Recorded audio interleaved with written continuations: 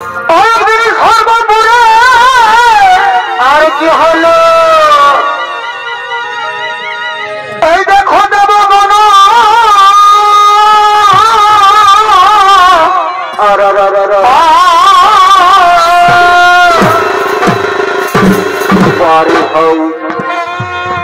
এই বনরিয়া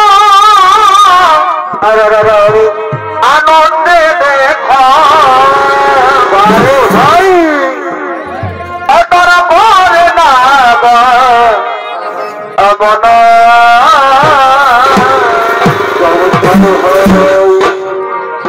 তবে সঙ্গে লয়ে এই দরজার ধন বাড়ি ভাই তবে সঙ্গে লয়ে এই দরজার ধন এ ভাই একত্র হোক আয়ন সবে এই দেখো সর্বপরে এ দাঁড়ে তবে সঙ্গে লই এই দরজা ঘন বাড়ি ভাই এই সঙ্গে লই এই দরজা ঘন এ ভাই একত্র হোক এ না সবে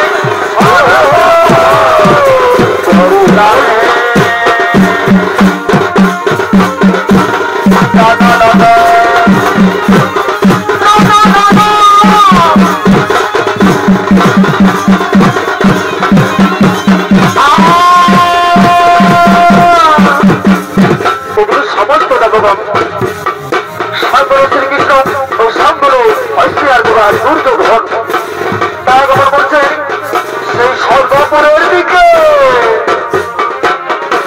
সঙ্গে লয়ে দুর্গা ঘন সঙ্গে লয়ে দুর্গা ঘন একত্র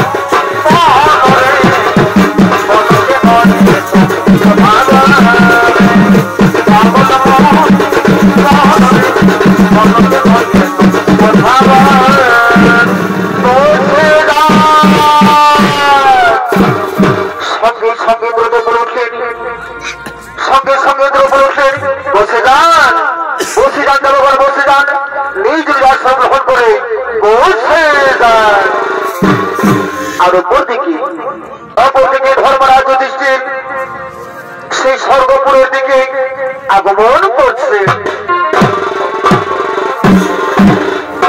না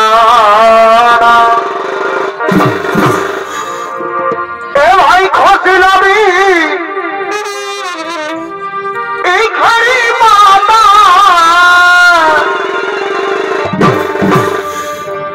ওই আমার নামে দিল মনের আশা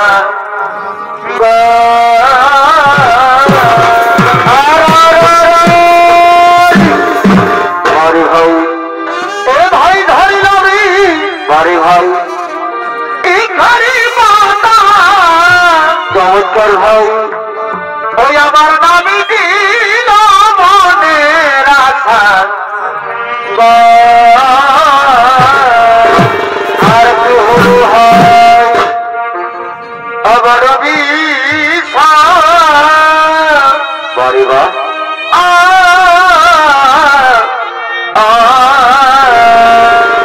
চমৎকার ভাই বড় বিষা কি খায়ে আমি বলিব আর সাধনা মর মিটিল আশা পূরণ না হইল বারে ভাই ও বড় বিষা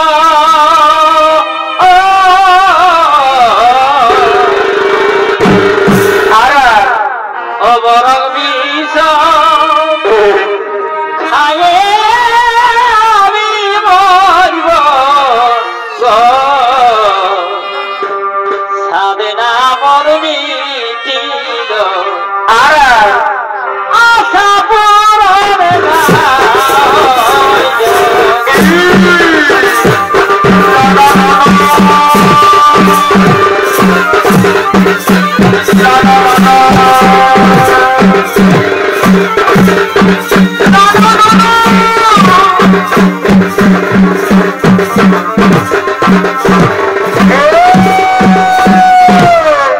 এই যে মাননীয় সনিত দর্শক মন্ডলী এটা হলে শ্রী ধর্মরাজ যুধিষ্ঠির আর ধর্মরাজ যুধিষ্ঠির ভূমিকায় নৃত্যনাট্য মহার মঞ্চে ছৌ নৃত্য হরিগল দেখাবেন উনি হলেন কাশ্মীর যুবক সংঘ ছৌ সম্প্রদায়ের নৃত্য পরিচালক নৃত্য শিল্পী ডাক্তার সিং সরদার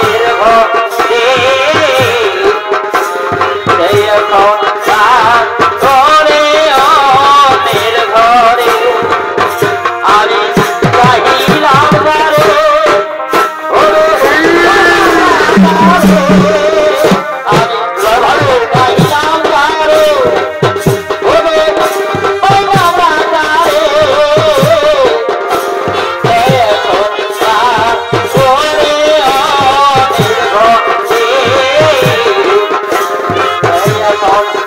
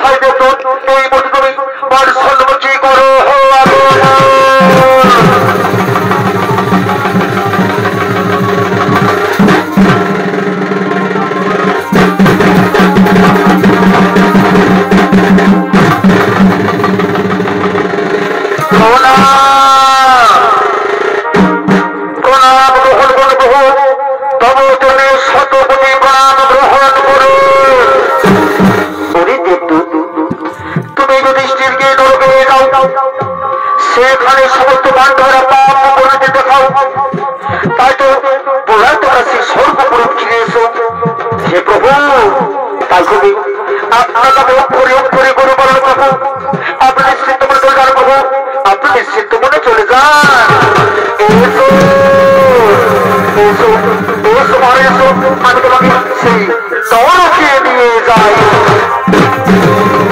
don't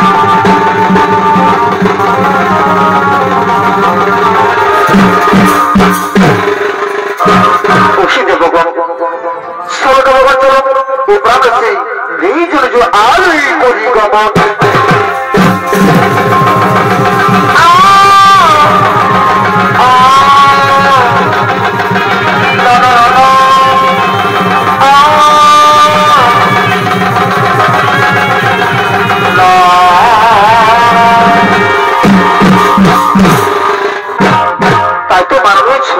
दर्शक मंडली एतक्षणे युधिष्ठिर तार भाईদের খোঁজে স্বর্গ ছেড়ে চলে গেলেন সেই পাতালের উদ্দেশ্যে।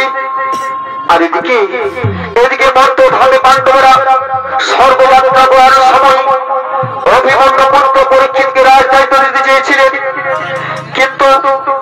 কিন্তু পরীক্ষিত নাবালক থাকার সত্ত্বেও সেই যুদ্ধে রাষ্ট্রের পৌরজন্য সন্তান যুধিষ্ঠিরকে সেই রাজদায়িত্ব দিয়ে যায়।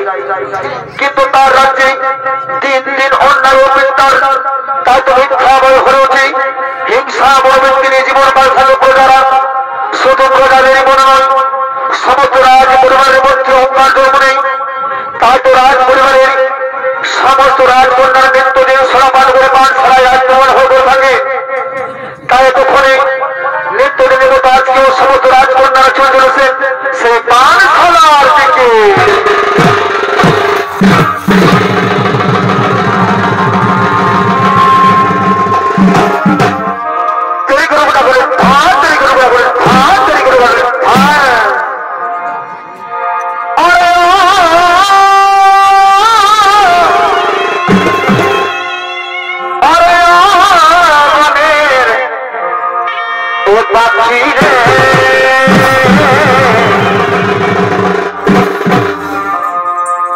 কৃষ্ণায়ার প্রিয়া প্রিয়া বাবা এ বলে এটা কৃষ্ণায়ার প্রিয়া প্রিয়া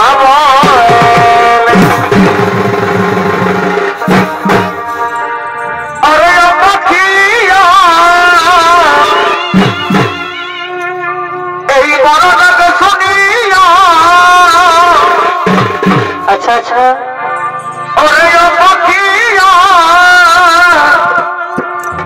এই বড়টাকে শুনিয়া এই দিবানি সিহিয়া আজলে রে এটা কৃষ্ণায়ার প্রিয়া প্রিয়া বলে এ বলে কৃষ্ণায়ার প্রিয়া প্রিয়া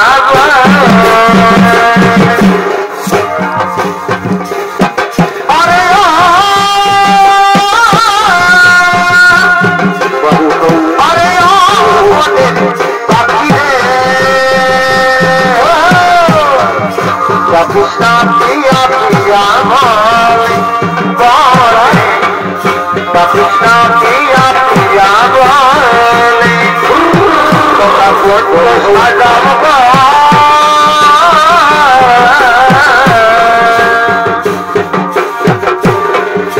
আজ আমার ঘটনা আসিতে পারি তোমরা পদ্য সাজাও।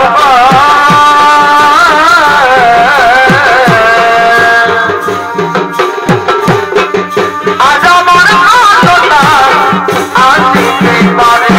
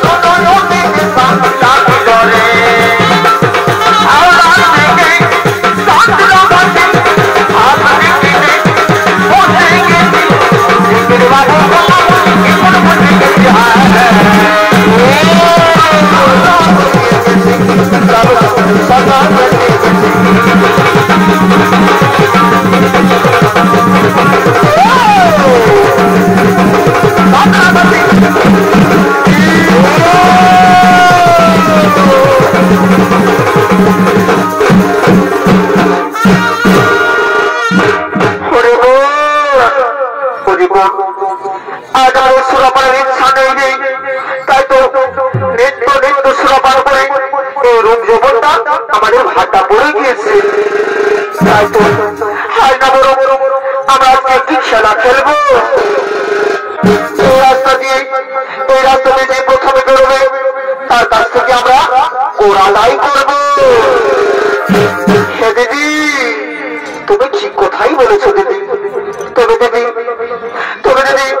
যদি মহারাজের কথা জানতে পারে এই কোরালাই করছি বলে, তাহলে কি হবে দিদি?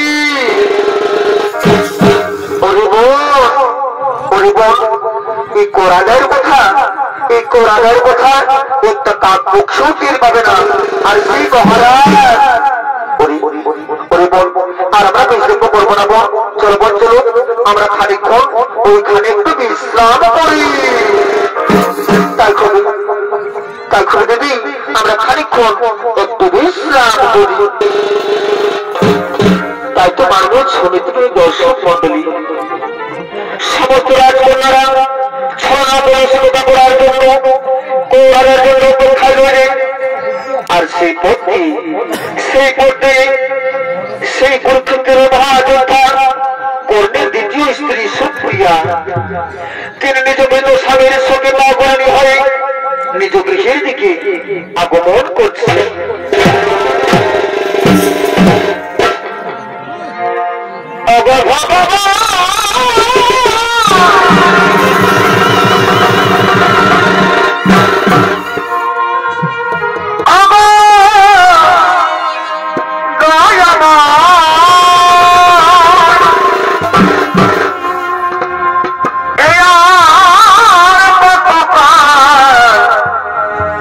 তুমি কানা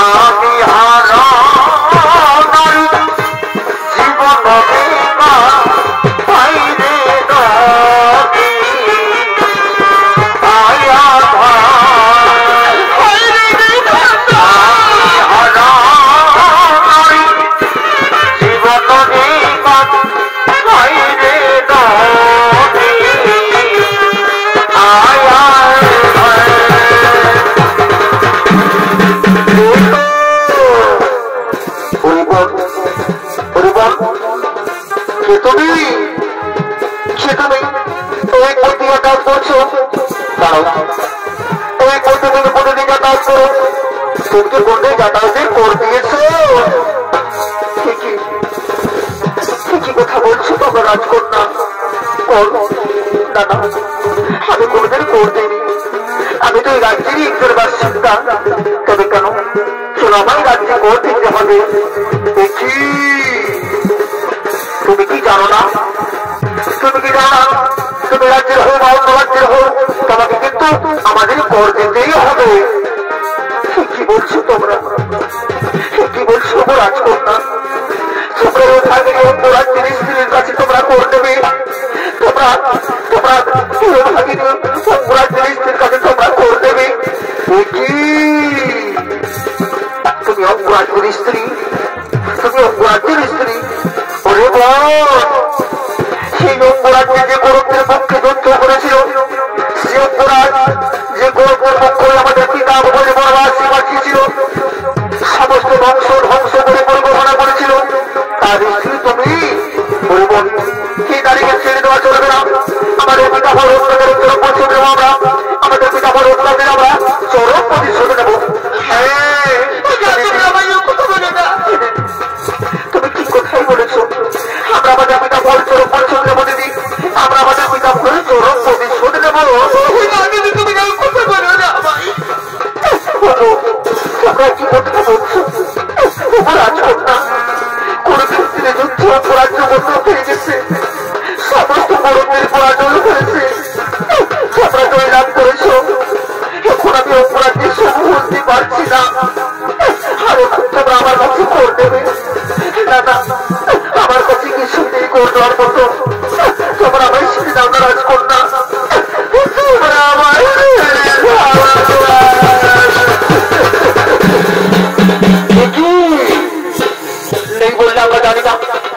নেই বললে আমরা জানি না তুমি আমাদের করে দাও নতুবা এই রাজ্য থেকে তুমি বের হয়ে যাও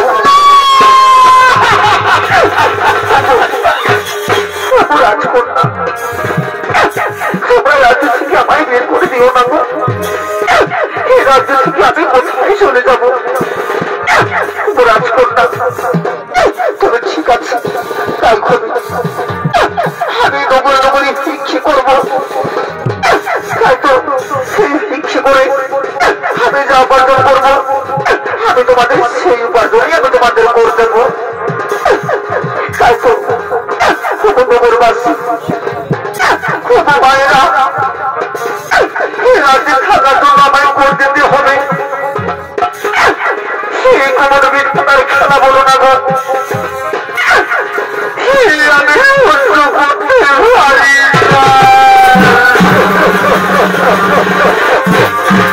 আগে রাস্তা দিয়ে যাচ্ছি বলে আমায় করতে হবে আজ আমি কোনো জোর করে তোমাদের কাছে মিনতি করে আমি ভিক্ষা চাইছি করার জন্য আমার ভিক্ষা দাও করার জন্য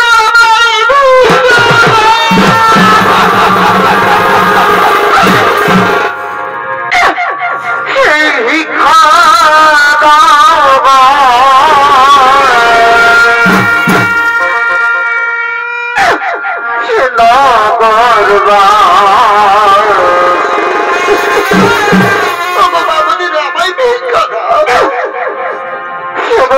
Bye.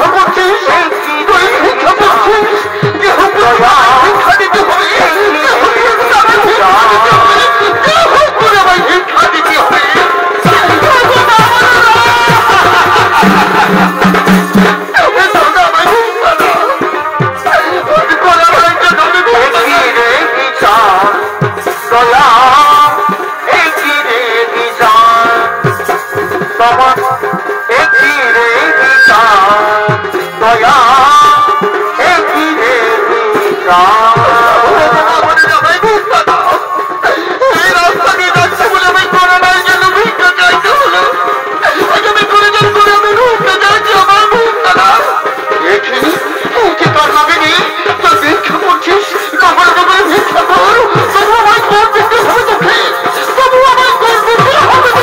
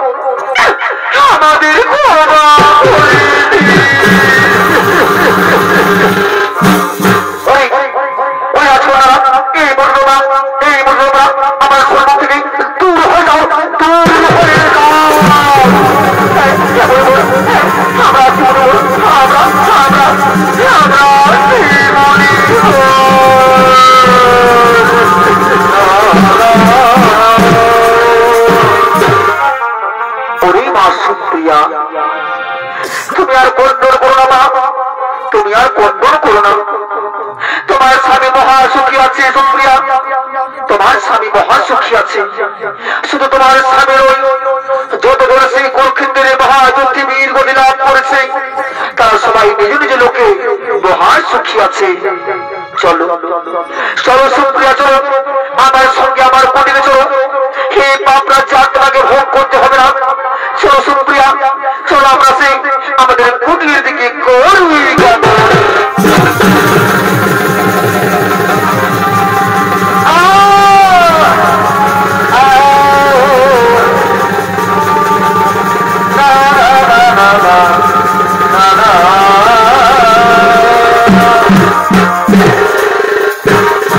তাই মানুষ শনিতে তুমি দর্শক মন্ডলী, ওদিকে ভীম অর্জুন নকুল সহদেব ও দ্রৌপদী সেই সমুদ্র পর্বত থেকে পড়ে দেখে কি সকলে মৃত্যুবরণ করেছেন। তার দিকে তাদের মৃত্যু আত্মারা, তাই যখন মৃত্যু তাদের মৃত্যু আত্মারা এত করে সেই নরকের দিকে আগমন করছে।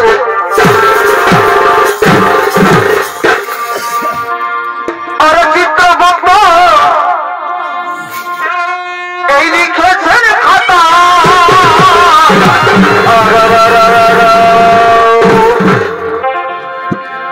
এই চিত্রগুপ্ত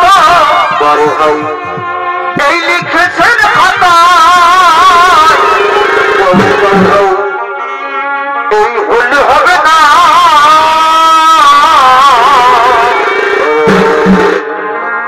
এই শেষ বিচারের হাইকোর্টে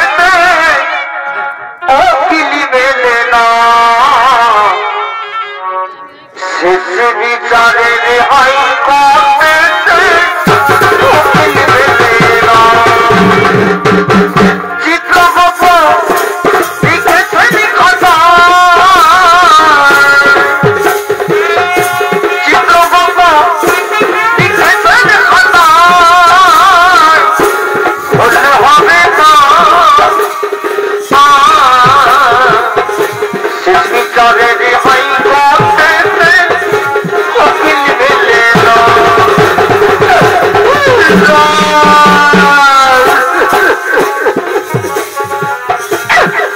কি ভাই, আমরা কোথায় এসে পড়লাম ভাই, আমরা কোথায় এসে পড়লাম? চারিদিকে মোটা গোলা বন্ধ, লক্ষ লক্ষ মানুষের কান্নার স্বর ভেসে আসছে আমাদের এখানে। এত নরম ভাই, এত নরম। ওরে ভাই, ওরে ভাই, আমরা কি এমন পাপ করেছি ভাই যে আমাদের মধ্যভাবে থেকে, যে আমার সর্বরাজ্য থেকে নরকে এসেছি ভাই। এই নরকের যারা আমরা সহ্য করতে পারি না ভাই, এই নরকের যারা আমরা সহ্য করতে পারি না। জানি না ভাই, জানি না ভাই, আমি কিছু জানি না। আমরা এইখানে অপেক্ষা করবো ভাই। চলো ভাই চলো, এই নরকের মধ্যে আমরা খানিকক্ষণ বিশ্রাম করবো ভাই। ওদিকে মহারাজ জমের, ওদিকে মহারাজ জমা করবো, আমরা তাকে জিজ্ঞেস করবো যে আমরা বলতো আমি কি এমন পাপ করেছিলাম যে আমাদের নরকে আসতে হলো ভাই, আমাদের নরকে আসতে হলো।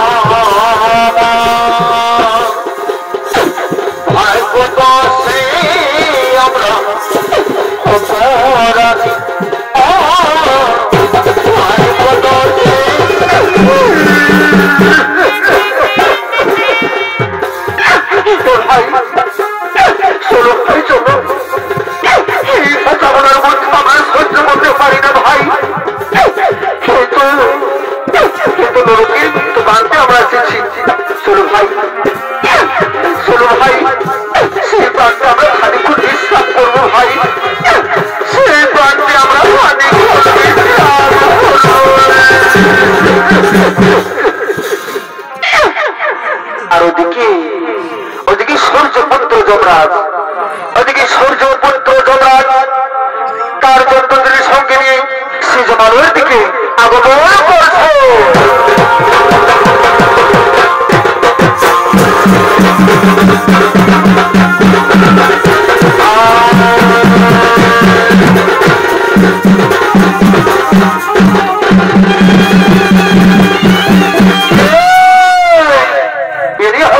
সূর্যপুত্র যমরাজ সক্রতার দণ্ডগণ আর এই দণ্ডদের ভূমিকায় নৃত্য হলে বলে আপনাদের মহান মঞ্চে এরা হলেন ওস্তাদি মঞ্চে সরকারের দুই ভাই, দুই তরুণ সতীর্থ শিল্পী, নৃত্য শিল্পী সন্দীপ সিং সরকার ও সূর্য সিং সরকার।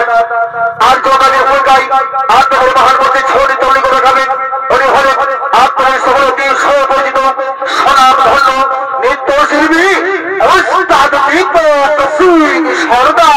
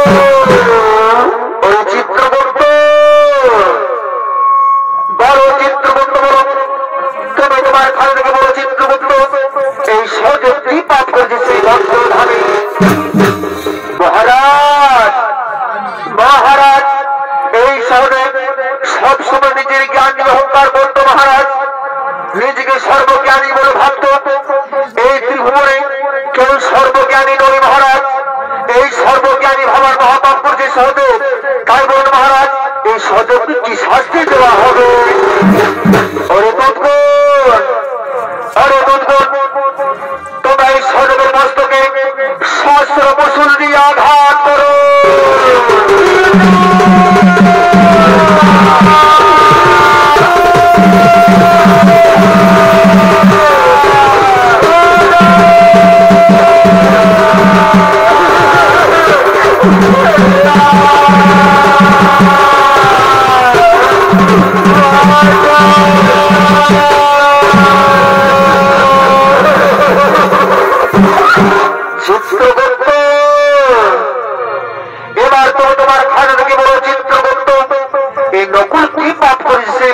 ধামে মহারাজ মহারাজ এই নকুল নিজের রূপ যৌবনী অহংকার করতো মহারাজ, নিজেকে সব থেকে বড় রূপবান ব্যক্তি হিসেবে গণ্য করত। তাই তো এই রূপবান ব্যক্তি গণ্য করে তার মহারাজ বলুন মহারাজ একে কি শাস্তি দেওয়া হবে? ওরে দুধগণ, ওরে দুধগণ, তোমরা এই নকুলকে শিবর গাছে ফেলে ব্যত্রাঘাত করো।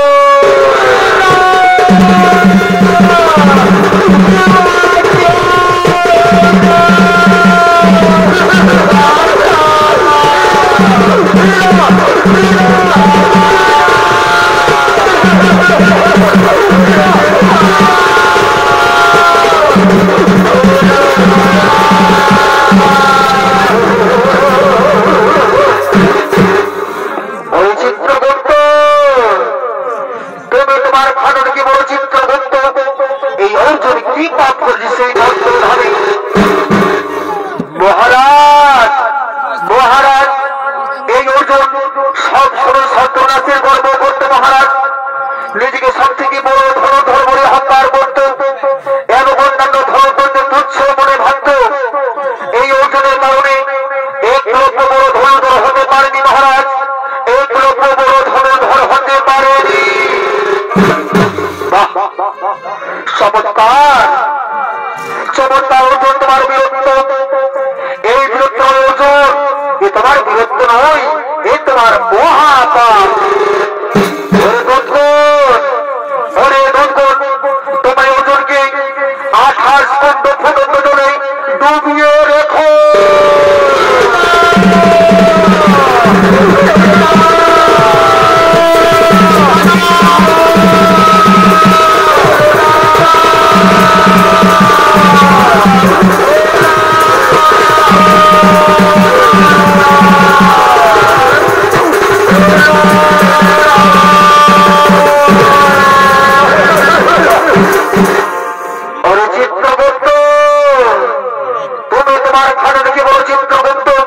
এবার ভীম কি পাপ করেছে সেই মন্ত্র ধামে। মহারাজ মহারাজ এই ভীম নিজের ক্ষুধা নিবারণের জন্য আর 5 জনের ক্ষুধার কথা চিন্তা করতেন না মহারাজ, আর কেউ ক্ষুধাতে থাকলেও তার কথা কখনো ভাবতেন না, শুধু নিজের হুদর বুদ্ধির কথা সবসময় মনে ভাবতেন মহারাজ, সবসময় নিজের কথাই মনে ভাবতেন। ও তাই তো ওরে দুর্গণ, ওরে দুর্গণ, তোমরা ভীমের শরীরে সমস্ত বড় বড় হাতন্ড ঘাত করে তাতেও যদি না হই তবে উল্টো দিক থেকে আড়ি দিয়ে আঘাত করো।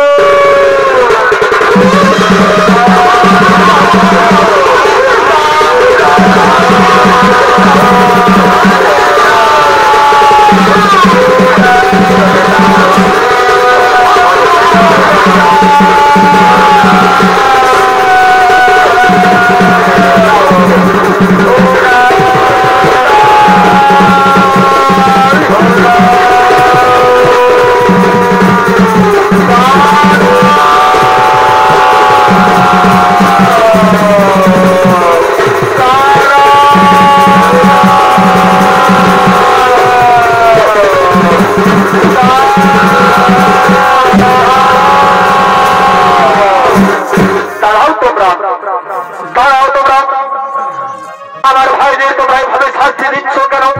ছেড়ে দাও, আমাদের ভাইদের ছেড়ে দাও, নতুবা তোমাদের বন্ধ করিব সাধন। তুমি আমাদের বন্ধ করিবে সাধন, তাহলে হরস্ত বলুন দেখি কার ভারতে কত শক্তি।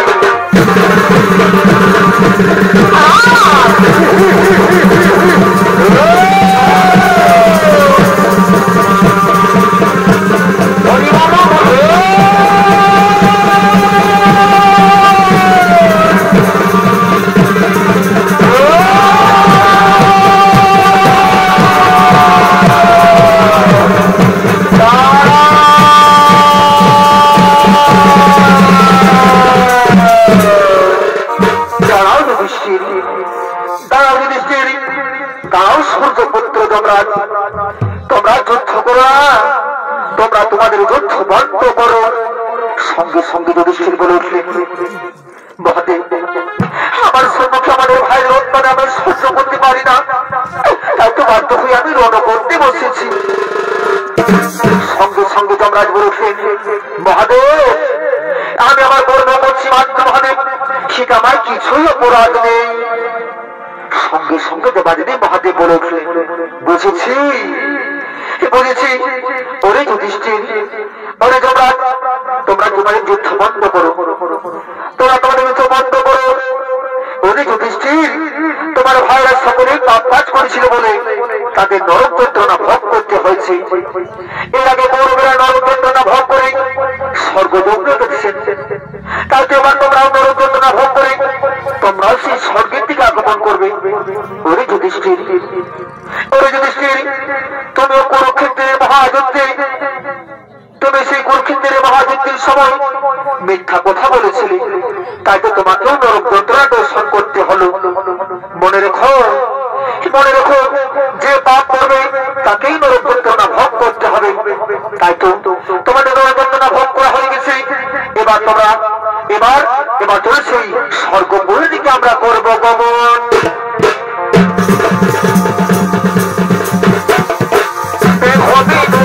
কোথায় কোথায়